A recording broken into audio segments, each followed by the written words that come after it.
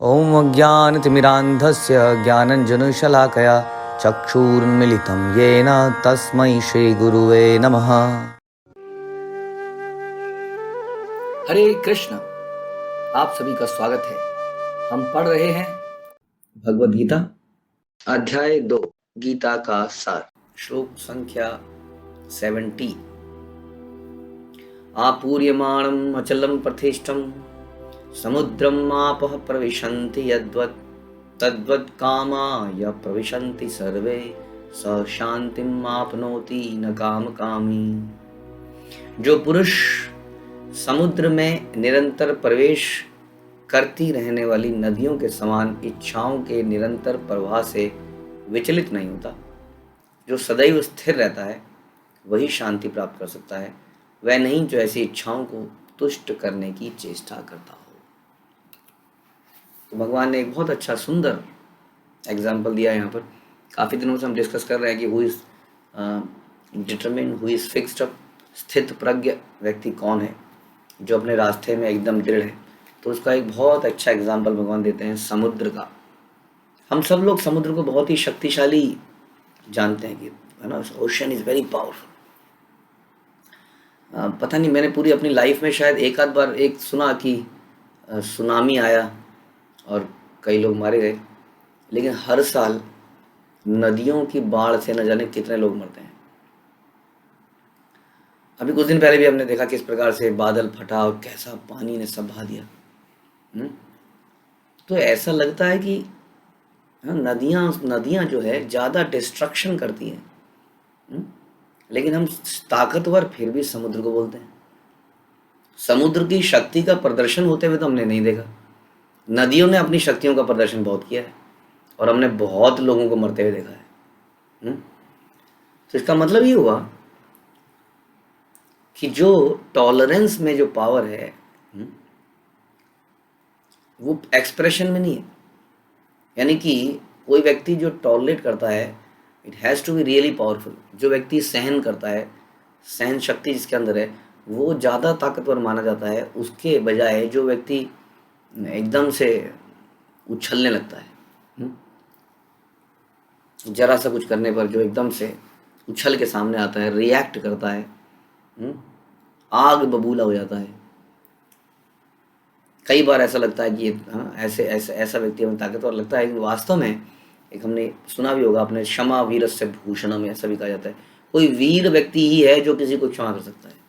कोई वीर व्यक्ति ही है जो टॉलरेट कर सकता है। जो कमज़ोर है वो जरा सी बात पे उछलने लग जाता है। तो समुद्र अथाह शक्तिशाली है।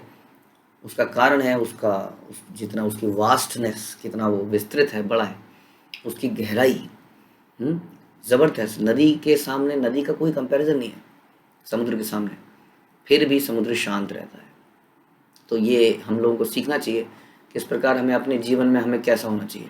यदि वास्तव हम लोग कई बार जो है, एक कहावत सुनी होगी, थोथा चना बाजे घना। जो खोखला व्यक्ति होता है, जिसमें कुछ नहीं होता है, वो अपने आप को प्रूव करने के लिए ज़बरदस्ती बोलता है। जैसा आजकल के समाज में एक ट्रेंड बन गया है, तुम्हें बोलना है बेटा, बोलना ज़रूरी है। स्कूल में कोई प्रोग्राम है, कुछ बोलना ज़रूरी है। You have to show yourself. लोगों को पता चले कि तुम हो, चाहे कुछ भी बोलो, डज नॉट मैटर। तो इस तरीके से एक ऐसा कल्चर बन गया है कि बोलना ज़रूरी है। वैदिक साहित्य तो कहता है सुनना ज़्यादा ज़रूरी है, बोलना उतना ज़रूरी नहीं है। ज़्यादा सुनो कम बोलो। लेकिन आजकल कल्चर क्या हो गया है, ज़्यादा बोलो, बोलोगे नहीं तो कैसे अपना प्रभाव छोड़ोगे, है ना। आज हमारे एजुकेशन सिस्टम में भी ये बड़ा एम्फेसाइज किया जा रहा है। आजकल पेरेंट्स भी जब किसी बच्चे का एडमिशन कराते हैं तो ये देखते हैं, अच्छा हमारे यहाँ जी हर हफ्ते प्रेजेंटेशंस कराई जाती हैं, स्टेज में बुलाया जाता है। हाँ, तो कहते हैं अरे ये तो बड़ा अच्छा स्कूल है। सब कोई, हर किसी ने ये एक मंत्र बना लिया है। सक्सेस का मंत्र क्या है, जो जितना किसी को बातों में उलझा पाएगा वही व्यक्ति उतना सक्सेसफुल बनेगा। तो बस कहने का मतलब, हम एक एग्जाम्पल आपको, अलग अलग एग्जाम्पल दे रहे हैं किस तरफ से शास्त्रों के अनुसार भी हम देखते हैं, रियलिटी में भी देखते हैं। जो व्यक्ति वाकई में ताकतवर होता है, वाकई में बुद्धिमान होता है, वाकई में उसके अंदर बहुत सारी क्वालिटीज़ होती हैं, आप देखेंगे वो उसको एक्सप्रेस करने के लिए ज़्यादा उछलता नहीं है। वो बड़ा शांत होता है, वो शो ऑफ नहीं करता। आप देखेंगे शो ऑफ वही व्यक्ति करता है जिस पे बहुत कम माल होता है ना। आप देखेंगे कि बहुत बड़े बड़े बहुत जो ब्रांड चलते हैं उनके शोरूम में बहुत चीज़ें लगी नहीं होंगी, उनको पता है ब्रांड तो बिकेगा ही बिकेगा। जिस पे कुछ नहीं होगा वो पैकेजिंग बहुत बढ़िया करेगा, शोकेस को बहुत बढ़िया बनाएगा। तो कहने का मतलब ये है कि हमारे हृदय में हजारों इच्छाएं पैदा होती हैं। जैसे कि समुद्र में निरंतर नदियां बहती हैं और पानी डालती रहती हैं, लेकिन समुद्र की इतनी ताकत है, उसकी गहराई है कि वो सारी नदियों को अपने अंदर समेटता चला जाता है। उसी तरह से हमारे हृदय में अनंत इच्छाएं पैदा होती हैं। तो समझदार व्यक्ति कौन है, ताकतवर व्यक्ति कौन है? जो उन इच्छाओं को अपने अंदर समाता चला जाता है। लेकिन आजकल की डेट में किसको सक्सेसफुल बोला जा रहा है? उसको जो इन इच्छाओं को अच्छी तरीके से पूरा करने में लगा है।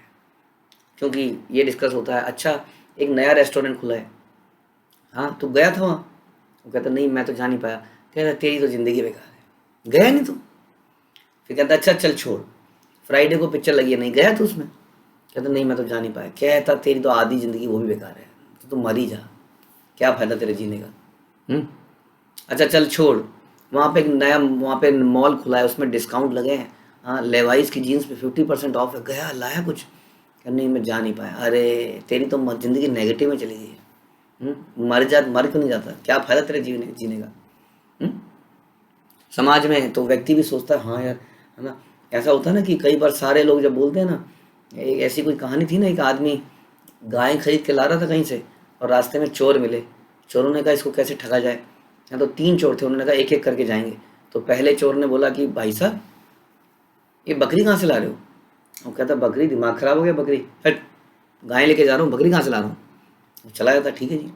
हाँ दूसरा चोर आता है थोड़ी देर में, कह भाई साहब बकरी तो बड़ी अच्छी है, कितने की ली? तो वो थोड़ा सोच में पड़ जाता है, थोड़ा देखता है ध्यान से। कहता है भाई साहब मैं तो गाय लाया था। तो वो व्यक्ति हंसता हुआ आगे चला जाता है, कहता है गाय लाया था, ठग दिया किसी ने। थोड़ा कन्फ्यूज होता है। अब आता है तीसरा चोर, ठीक कहता है अरे भाई साहब ये बकरी कहाँ से लाए? तब तो वो परेशान हो जाता है। कहता है नहीं भाई साहब मैं तो गाय लाया था, ऐसा लगता है किसी ने मुझे ठग दिया। कहता हाँ जी ठग दिया, उस गाँव से लाए हो क्या? हाँ। कहता है तो बकरी बेच दी उन्होंने, गाय नहीं है। बोलो कितने की दोगे? इतने की दोगे? तो कहता है इतने की तो मैं तो इतने की लाया हूँ, 200 की लाया हूँ सपोज। कहता है 50 के, तो बकरी का रेट तो 50 ही है, उसको ठग लिया, आगे जाओगे तो 50 भी नहीं मिलेंगे। कह रहे भैया ले जाओ बकरी ले जाओ। हाँ तो 50 रुपये में गाय खरीद लेते हैं। तो ये आजकल का एक ऐसा बन गया है, 4 आदमी आपको बोल देते हैं क्योंकि आपके जीवन में कोई चरित्र नहीं है, कोई प्रिंसिपल्स नहीं है, वैदिक साहित्यों का कोई बेसिस नहीं है। तो जो भी हमें कुछ बोलता है हम बेविल्डर हो जाते हैं, हम कंफ्यूज हो जाते हैं। हम माला कर रहे हैं, कोई बोलेगा अरे माला करता है, और माना 3-4 लोगों ने बोल दिया तो हम माला को साइड में रख देंगे, या माला को ऐसे छुपा छुपे कहीं कहीं दिख ना जाए किसी को। और ऐसे तो इस तरह का एक ज़माना बन गया है। यदि हमें कोई बोलता है कि आपने पिक्चर नहीं देखी, आपने ये नहीं किया, आपने वो नहीं, तो हम कहते हैं हम कुछ गलत कर रहे हैं, maybe we are doing something wrong. इसलिए अपने आप को समुद्र की तरह बनाना पड़ेगा, गहरा, जो सारी चीज़ों को, ऐसा नहीं है हर इच्छा की पूर्ति करने के लिए चला जाता है। यही बताया ना समुद्र के बारे में कि कितनी नदियों का पानी समुद्र में जाता है बरसात के समय में। कितनी नदियों में इस वक्त बाढ़ आ रही है या आएगी अगले कुछ दिनों में, उसके बावजूद समुद्र में बाढ़ आ गई। हमने नहीं सुना कि उस समुद्र में बाढ़ आ गई, तो 75% तो हमने सुना है पानी है संसार में। तो क्या होगा अगर समुद्र में बाढ़ आ गई? तो ऐसा ही धैर्यवान हमें बनना है, तभी हम समुद्र जैसे ताकतवर माने जाएंगे, बनेंगे। कि हर इच्छा को जो पूरा करे वो तो कमज़ोर व्यक्ति है, और हम उसको सुपरमैन समझ लेते हैं।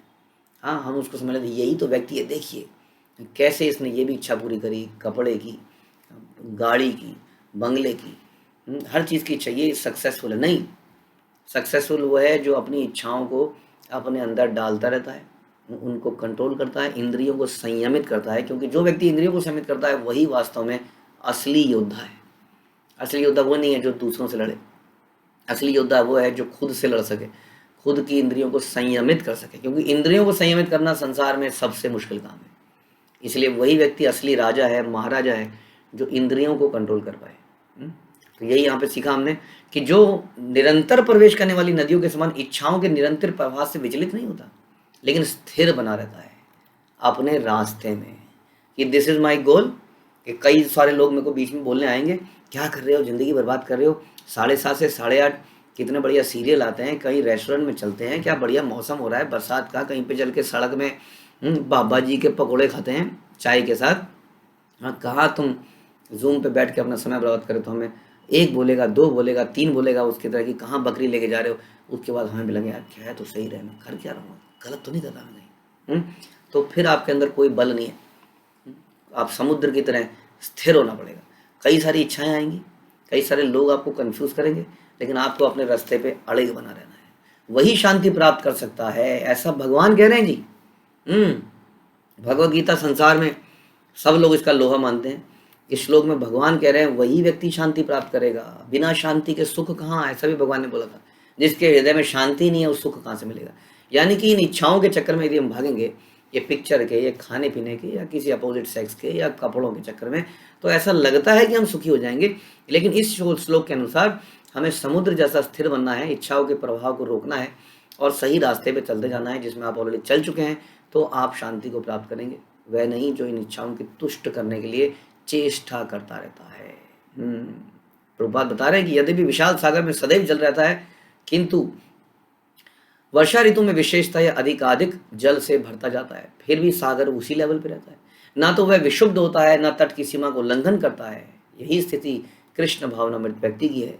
जब तक मनुष्य शरीर है तब तक इंद्रिय तृप्ति के लिए शरीर की मांगें बनी रहेंगी, किंतु भक्त अपनी पूर्णता के कारण ऐसी इच्छाओं से विचलित नहीं होता और अपने कार्य में लगा रहता है, क्योंकि वो जानता है कि this is the ultimate goal. तो ऐसा हमें बनना है। हमें भी समुद्र की तरह गहराई पैदा करनी है अपनी भक्ति के अंदर। ऐसा हम अक्सर आपको बताते हैं कि समुद्र में वही मछलियाँ पकड़ी जाती हैं जो समुद्र के ऊपरी सतह पर रहती हैं, हाँ, लेकिन जो डीप सी के अंदर मछलियाँ होती हैं वो पकड़ी नहीं जाती हैं। इसी प्रकार हम लोग भी भक्ति में तब उखड़ जाते हैं या हमें कोई कंफ्यूज कर देता है, जैसा अभी हम बता रहे थे, जब तक हम ऊपर ऊपर होते हैं भक्ति में। यदि हम भक्ति में नीचे डूब के जाएंगे तभी हम स्थिर रह पाएंगे। इसलिए हमें इस प्रोसेस में डूबना है, ऊपर ऊपर से नहीं करना है। खाली सुनने के लिए नहीं सुनना है, सुन के कुछ एक्शन भी लेना है। ठीक है। श्रील प्रभुपाद की जय, भगवद गीता की जय।